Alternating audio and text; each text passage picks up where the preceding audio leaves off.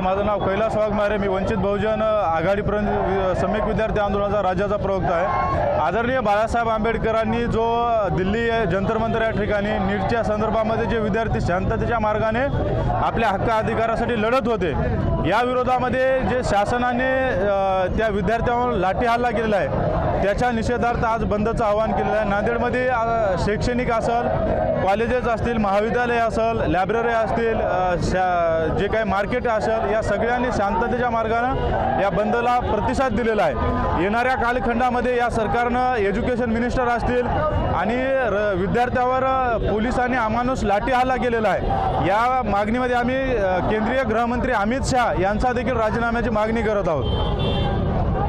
जे आंदोलन झालेलं त्या विद्यार्थी लाठी हल्ला केला, काही पोलिसांनी महिलांना नको त्या ठिकाणी लाठी हल्ला केला.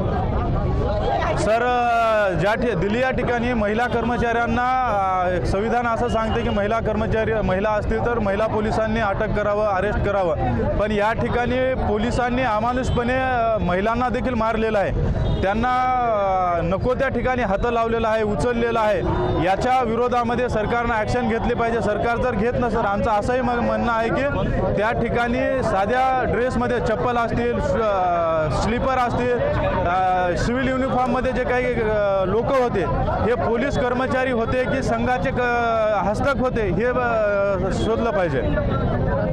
दिल्ली येथे झालेल्या आंदोलनात महिलांवर सुद्धा लाठी हल्ला झाला, विद्यार्थ्यांवर. हे हुकुमशाही या देशामध्ये अमित शहा आणि नरेंद्र मोदी यांनी सुरुवात केलेली आहे आणि याच्या पाठीमागं RSSचा हात दडलेला आहे. आणि भारताला एवढं मोठं संविधान बाबासाहेबांनी दिल्याच्या नंतर हे संविधान आमचं लोकशाही समाजापर्यंत पोहोचूच दिलं नाही, भारताच्या नागरिकापर्यंत. आता ही खरी लोकशाही काय बाबासाहेबांनी लिहून ती हे समाजाला माहीत झालेली आहे की आपल्याला स्वतंत्र कसं मिळवायचं. आता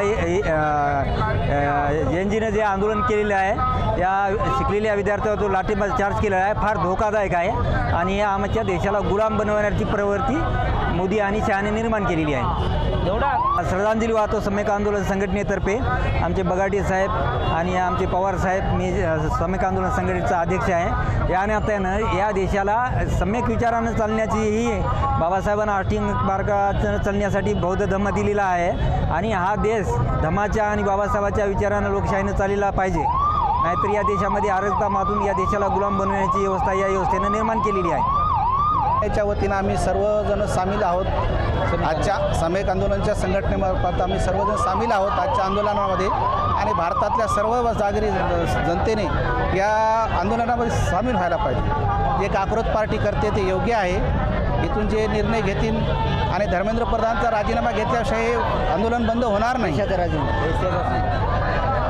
मोदीचा राजीनामा, धर्मेंद्र प्रधानचा राजीनामा घेतल्याशिवाय हे आंदोलन बंद होणार नाही.